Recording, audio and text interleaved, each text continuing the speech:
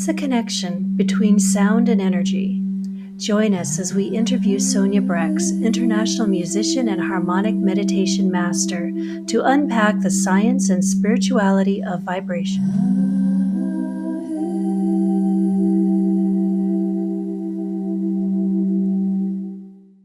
Sonia, tell me a little bit about yourself. How did you get to where you are today in this practice? Like, what led you here? What were your life experiences where you just suddenly had the inspiration that this is something you would like to do? I was all my life musician.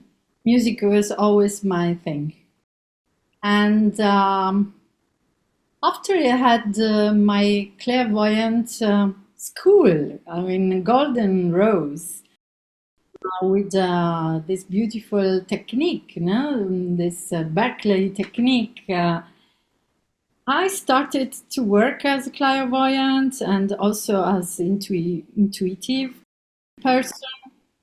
And it was like just normal for me going to the healing music because as a healer it was like a matter of time to go back to my music like I did before, and so I was like waiting a little bit because I thought it would come back in a way, in a new way.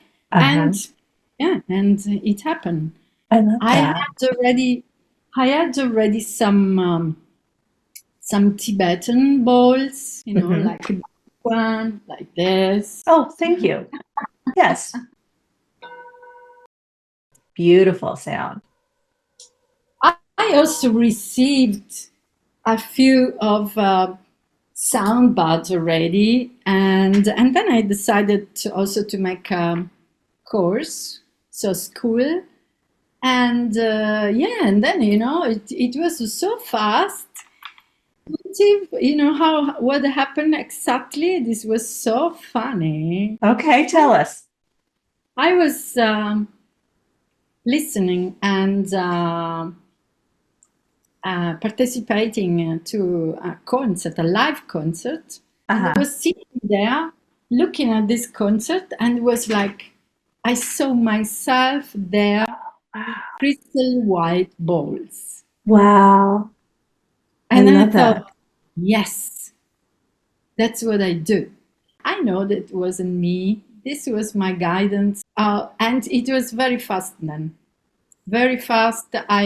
It was all together as synchronicity. I didn't have so much money, and then I found the bowls quite cheap, and then I started, and then in less than 1 month, I started to give sessions. That's amazing.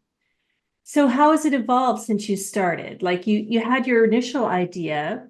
Where are you now? Like what have you started to incorporate that's a little bit more than maybe I guess what I'm asking is where's your intuition led you in your practice? Okay, the first thing it happens normally is I give the intention. I make meditation before I give the intention to tune up really with very high vibrational beings Right. are guiding me. And so when I start, normally I let it go. I am completely free of thinking, I'm not thinking at all. I'm just going. Just feeling. And, I love it. and almost I am improvising all the sounds with voice and with bowls and all the other instruments. I have also a gong and the other one, the shamanic. It's very very interesting because it started like a show for me, as I was used to do it, like meditation concerts, using the voices with loops, vocal loops, which is making like everything much brighter, and I can make like a core because I can sing on top many voices, and then you have so bright core. Yes, it sounds like an angel choir. I've heard it. It's beautiful. Exactly, it's like that. to me too, and that's why it's. I was using also before this machine to for my voices. I always use it. Now I understand why, because Oh. I was always, for me, the voice was always my first instrument. The child always was singing. It was for me very naturally to use the voice and having also melodies very easily. They are coming as a mantra, and it is very funny because in the past all my music was a mantra. Now I know, but Mhm. in that time I didn't know it was it was a mantra. Right. It's weird how all of that fits together. That's something actually I've been talking about a little bit in some of these podcasts, is that each of us has something. You know, People will say, "Oh, well, I'm not really intuitive," or I don't do things like this person or that person." But I think everybody has something.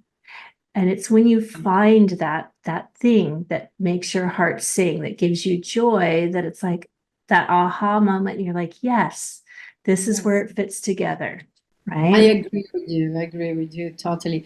It's like when you start to open up and to really feel the the energy in Yeah. another level, then you open more and more and more and more. It's funny when we both trained to do readings, right? We could see things clairvoyantly. And one of the things that we learned was when you see something, give it more attention, because the more attention you give something, the more comes to you. And that reminds me so much of what you're talking about. It's like the more you're putting your energy into this practice, then more of that high vibrational energy comes to you, and even more inspiration. It's amazing how that Where works. attention goes, Yes. it flows. Yes. But it's Yeah. so true in everything. Energy, that is like so true with energy. I have to tell you also that since years I was very curious in all the vibrational um, um, physicality. And I was also very curious on cymatics. Mhm. Cymatics, all this movement of vibration. So it's like the sound made visible, with cymatics. Tell us a little bit more about how cymatics works, because I've not heard of that before. It's a real science that Mhm. already since the very long already. The first experiments, I think they belongs to the 30s, and so 1930s. And there was like the first machines just built up with very simply with a microphone and a metal, very small, thin plate of metal. Okay. And when you are vibrating, let this metal vibrating, even with like with strings, when you are Mhm. using what's the name in English of The bow. the Mhm. exactly. When you're using that, you are seeing that if you put sand, salt, or anything very Yes. thin, it's moving. And Right. all the frequencies, all the energies are giving a very fantastic and special design, a very beautiful pictures sometimes, and pictures that we see on the in our history as a beauty, as paintings on the church, really like sound, cymatics pictures. It's very interesting. Oh, you see also the on nature, all the plants, which has this geometrical, um, and uh, and this is very very comparable to the sound, That is so to the amazing. semantics, all these vibrations making pictures. So how do you So incorporate that knowledge into your practice? this was just really recognize that everything is vibrating. We are vibrating. All our body is vibrating. Even the parts which are so solid that we think they are not vibrating, they are. Like crystals, they are vibrating. That's why they have also these forms. And when you just this knowledge of and knowing, very deep knowing that everything is vibrating, even if we don't hear, because we can't hear all the vibrations, no, all the frequencies. We are hearing only from 16,000 to 20,000, but we can't say that under there is no vibration, or up to 20,000 there is no vibration. Of course there are, Right. but we can't hear it. Animals, for example, they are listening and hearing many more ranges of frequencies. So all this for me was really like a big interest, very, very big, as a musician, anyway. So I was really diving into it. And for me now, it's like using the sound bath with, as I do, I call my meditation harmonic meditations. Okay. So how is that different than like a sound bath? It's a sound bath plus, because I use the voice and I use also the intention, my intention, but also the intention of the person who is taking the sound bath. And also I give visualization. So there is really like a guided meditation with visualization, Sure. so that many more components are coming together. So you got the sound, which are make your body vibrating. So your physical body, your emotional body, your spiritual body, and your mental body.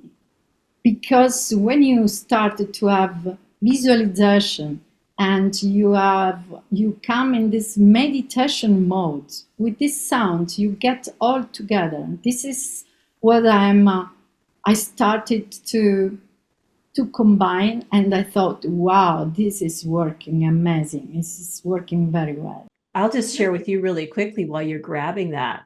When I do my own energy work or meditations, either one, if I can incorporate music, especially music that's meaningful to me, that has something to do with the energy of whatever it is that I'm working on, the difference in what I'm able to do or what I experience is profound. They talk about when you meditate or you try to quantum leap into different things, you have to experience, you have to feel it. And for me, if I can get sound or music that's accompanying that work, it's amazing. Yeah. Yeah. When we are relaxed and we feel very in balance with ourselves, with the universe, with our guidance, with all the life, so to say, Right. we have a very fantastic picture of magnetic field around us, because we are vibrating. Our heart and our chakras are vibrating bright. When we are happy, we are having good thinking, good feelings. Look what's going on when other way around, we have troubles, we are Right. anxious. It's really like we feel also like that, when you can't stop your mind, and you feel like all the pictures, all the emotions are coming and making all this movement. Mhm. So when you combine this meditation with the visualization, the sound, my voice, and it's like calming everything, and the body, all the four bodies are starting to vibrating with, because with the singing bowls, with my voice, so it's like a tuning in a way. Right. So did you only do live sessions or do you sometimes do recordings? How do you do your practice? Preferably, it's much more working when you do live. Sure. But Okay. I know that when you are using the meditation, the harmonic meditation, and using yourself with headphones, they are working as well very, very good. Normally, when I do sessions, I do also private sessions, so one-on-one sessions. Then I record these sessions so that this person has his or her meditation. And then they can continue the work. You know what that reminds me of? It's almost like you have your favorite song that you listen to, whether that's through a recording or whatnot. It always kind of brings up emotion. So you certainly feel things.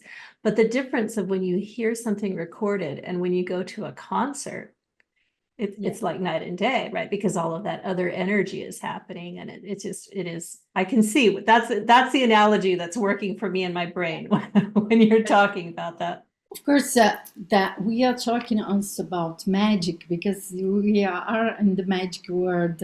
So the intention and the Right. vibration are coming through as they are coming through now, you know, on the waves, on internet waves, even this podcast will reach the person that has to reach, that maybe who are curious to start a sound bath or becoming a sound healer.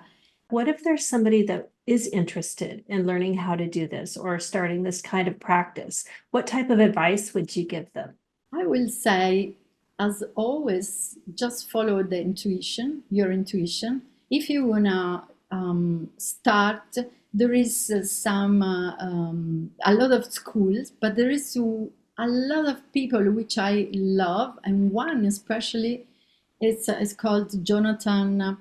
Family name is Goldman.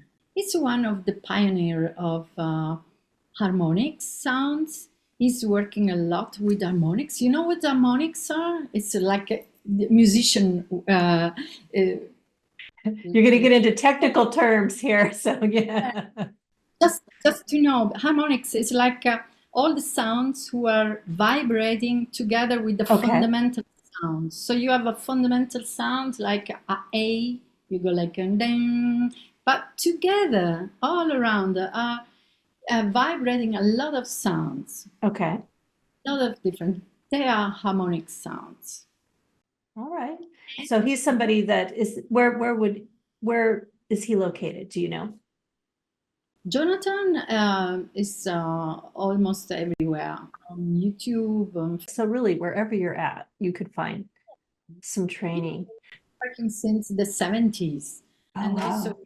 with harmonic sounds on the voice, like the harmonic singing, like the monks, the Tibetan monks, this Right. voice. And this is the all the harmonics we can use from our voice. It's very interesting.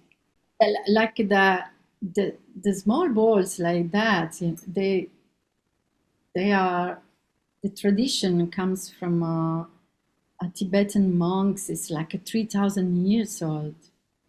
They knew, they knew Yes. already that vibrational sounds, the vibrational,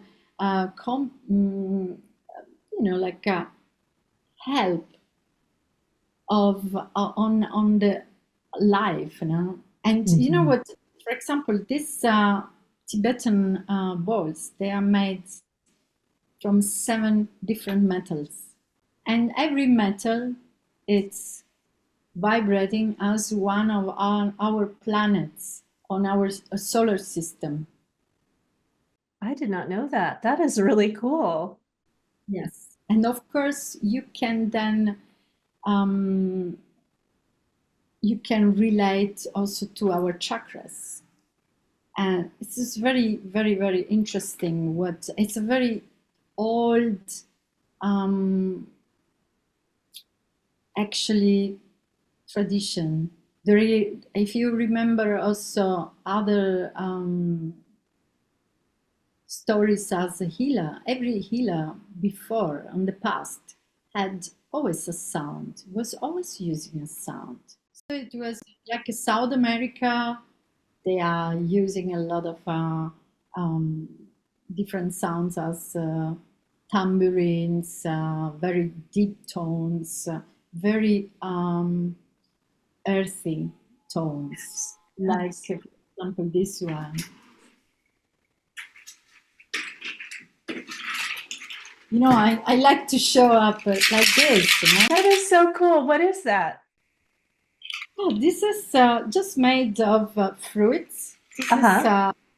and like dry fruits. And this Okay. comes from Africa. But we have, in Africa, there is fantastic percussion instruments, Sure. we call made of natural materials. Everything what was on natural becomes an instrument actually.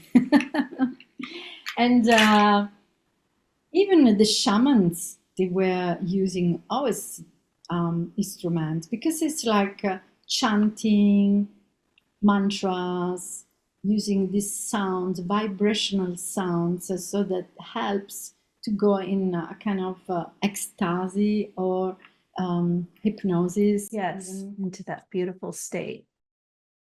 So it's like I have the feeling we are remembering all this.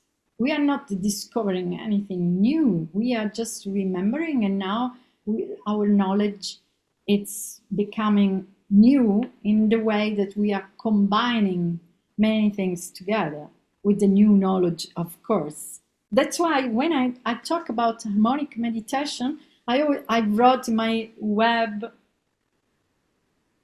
has for me what for me is harmonic meditation, because for me it's like that, Right. like this meditation with visualization, with sound, with voice.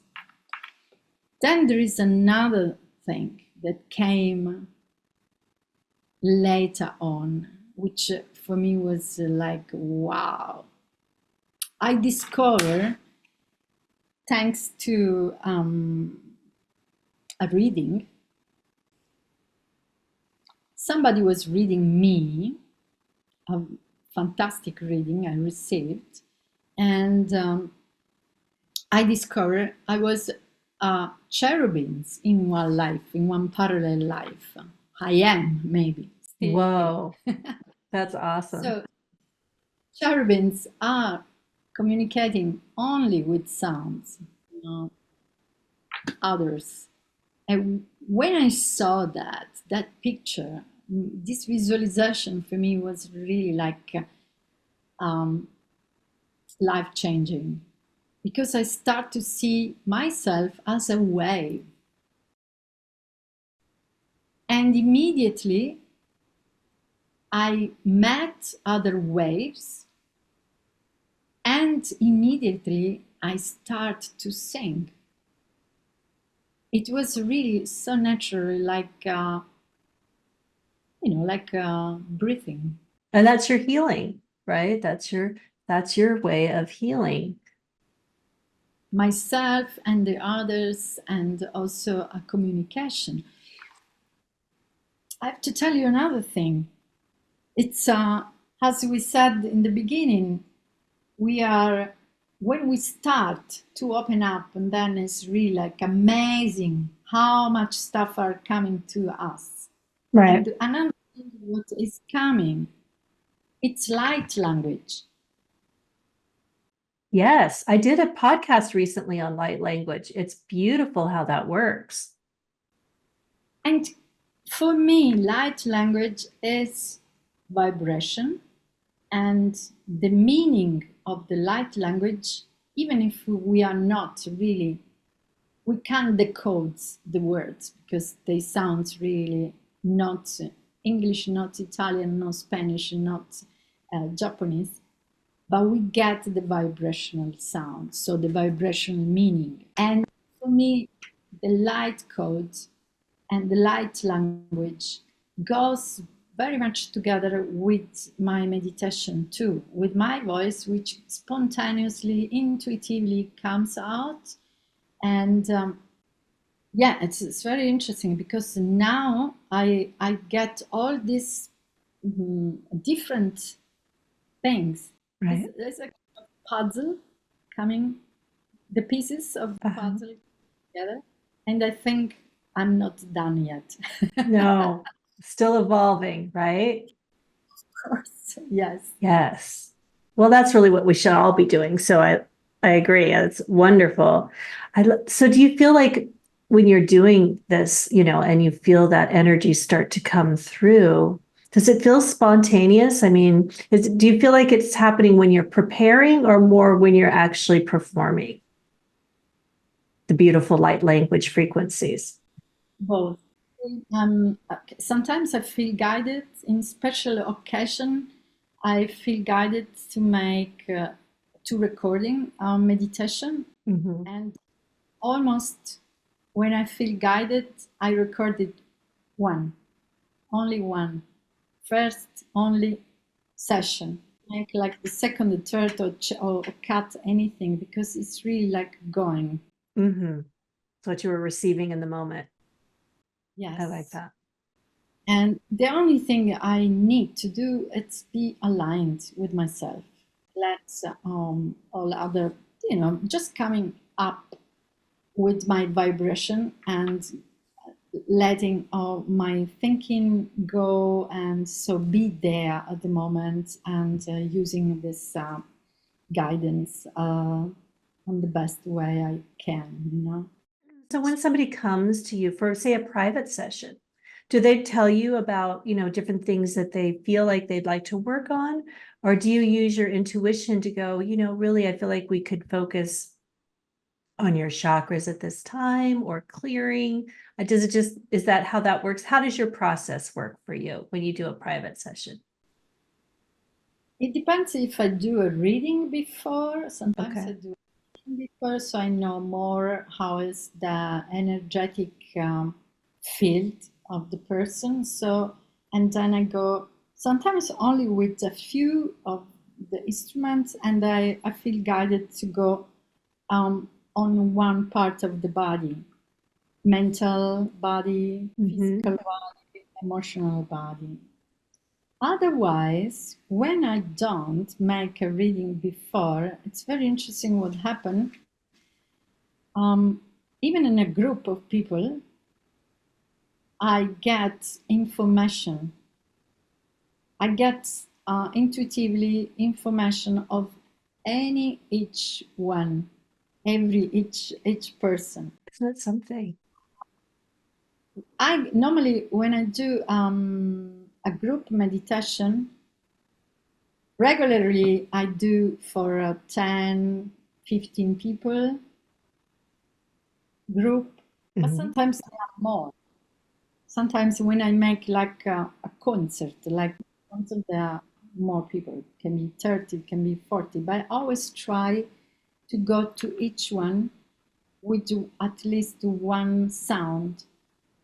And if I stop enough to this person, normally I get intuitively where I have to go and where is a small resistance. For example, this one, just to give you an idea, if I go on all the chakras on one person, which is state on the floor normally, just it's the best position to get the meditation. And if I go to all the chakras, my hand sometimes stops in one chakra, and then I know, oh, okay, I have to stay there. So I stay longer and I do again and I stay longer there because it needs to be harmonized. I like that. It's very, very interesting. And this one, of course, came with the experience. I did it, and then I start to feel it. So it was like, but you know, us clairvoyance. So Right. it's for us. It's like just intuition. It's just for us normal. Like yeah, No, like our. it's so true. I've been thinking about that a lot, trying to explain that to people, how intuition can help you in everything that you do.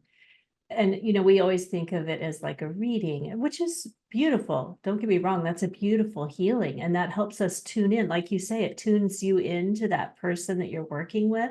So then now the flow happens, right? But I love to see when you're doing something in whatever practice it is, whether that's healing in this way or using maybe Reiki or energetic healing, how that intuition will start to rise for you, however you experience it. I'm somebody that tends to be pretty clairsentient, so I will feel it somewhere. I'll even in a reading, sometimes I'll be looking at chakras and I'll actually feel like you are, where you stop over that chakra. You're like, oh, this is it. That's the feeling that something needs to happen. Or and then um, developing all together in a way, no? Like you said, harmonious, right? It's bringing Yeah. all of those beautiful energies together. I think it's amazing to me what frequencies do. We talk about crystals and how a lot of people use those to hold frequencies that maybe we have a difficult time holding within our body for periods of time. Well, that actually brings up a question for me. How often would you think somebody would need to do a practice like this, a meditation or a sound bath? What would you recommend for most people? I know there's a lot of individual things that happen, but in general. One time for every week, it's fantastic, especially if you are working and stress up, and then you have like 1 hour. It's like when you go to gym, to Mhm. swim, to have any time that you just give to yourself. It's always fantastic, and it's good. I like how you phrase that, give to yourself, because that is a lot about self-love and self-care, right? The self-love, it's you know that it's a very long story. Like we forgot to love ourselves, to put ourselves in the first place, because we are mother, we are wife, we are this and that, so we are doing everything first, and then we are always coming last. Yeah. And this is something that now I feel women are learning more and more, especially mothers. I'm not a mother, so that's why I see um, many mothers here. I am in South Italy right now, and I see here also culturally how much mothers are not loving themselves. They are living for their children. Listen how they talk. You go like, huh? How small is your child? 21, 22. And you go, no, that child. Why you still doing so many things for him or for her? This kind of dynamics. It's really um, lack of self-love. Mhm. When you give to the other and then you don't know why, but you feel so bad. You feel without energy. You feel like there is something wrong with you. Of course, you do always too much for others. So, like vibration, self-love for me, it's there. Yes, yes, I And give agree. you the time to work on yourself. It's I have to tell you another thing that about the vibration sound and languages. There are this Sanskrit, the oldest one of the oldest language, Right. is a vibrational language, which is vibrational sound, vibrational language. It's like It's a little bit like light language. Already the sound has a meaning. Already the sound has a vibration, what gives a message. That's why all the mantras, the old mantras from Asia, we they were using Sanskrit still now, like like Shanti, Shanti, all this like peace. This is Sanskrit, and already the sound is vibratory, giving the message. Mhm. It's And setting the frequency and creating. I mean, there's all kinds of beliefs, old beliefs. The and we want to go back and relate all this to mothers, to women, as we like to go back to our conversation. What is the best way to make a child happy again when he has a trouble? Singing, right, right. That's like so love. true. That's so true. That humming that you do, any sound that you do for comfort, it's instinctual. Mhm. Definitely.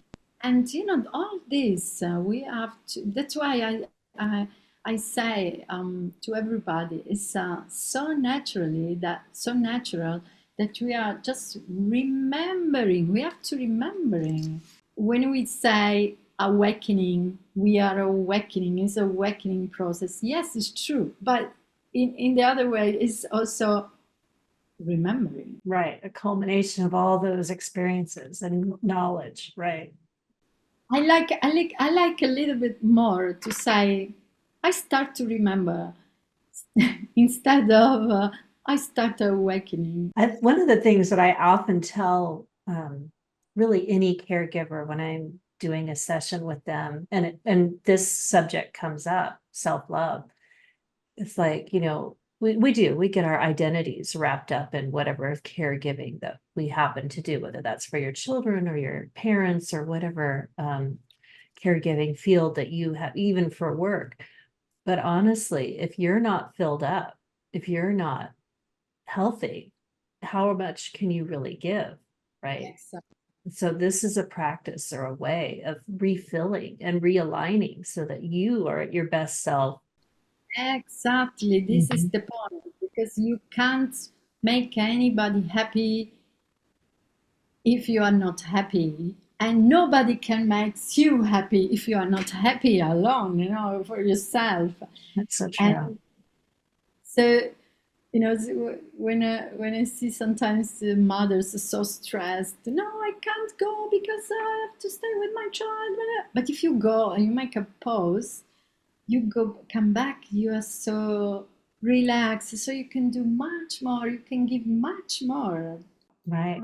It's like that analogy what we get told when we're on the airplane, right? If the air bags come down, you're supposed to put it on yourself first before you put it on someone else, because obviously we have to be ready. We can't do it if we're in distress.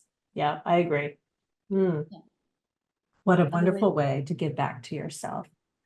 I love mm, that. And does that I'm sure for you, that's also a healing when you're able to help other people and it is. And it's yeah. also always for me a very big surprise because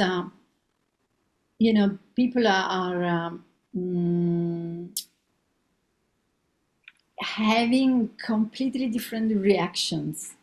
There are people who goes really in trance, even if Uh-huh. they're not used of meditation, and they go really like, and they tell me after, because after meditation, I always ask what happened, how you felt, and all this, and sometimes, what you hear from people is really like amazing, all the colors, all the vibration, all the words they see, even being without bodies sometimes, even if they don't know, they can't really recognize, but they see something. I try to explore with them. Mhm. I make some question and give some question to understand what they see.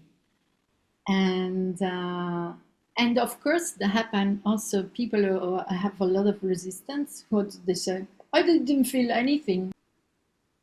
They have this resistance, but the body it's reacting in a way Right.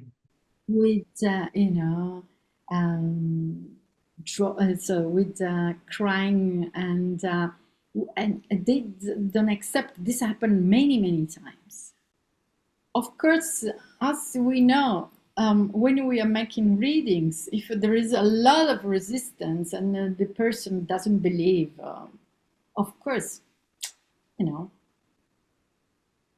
it's always 90% what happened to us belongs to us, and we are making happen or not. If we stay like this, no, I don't believe this. What is this? Of course, it's Right. but I still think that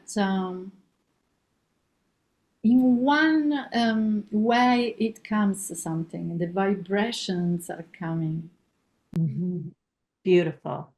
Sonia, that was gorgeous. I love it. And I love that you were able to explain it in a way that I think people could understand, even if they've never experienced a sound bath before. But tell everyone a little bit about how they find you. Do you have YouTube videos? Do you have, if, obviously if they're in your area where they could find you locally, but if you do any remote work, tell us a little bit about your business, how people can find you.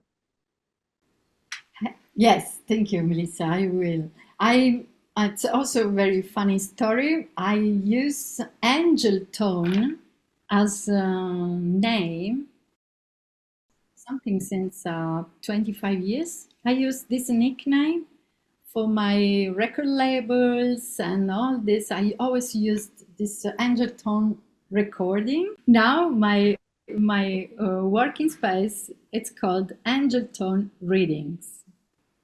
It's perfect.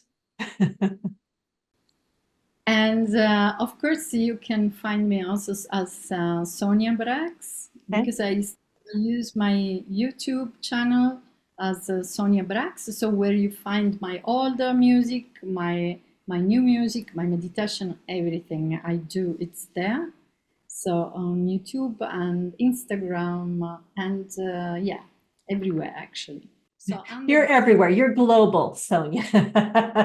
I love that.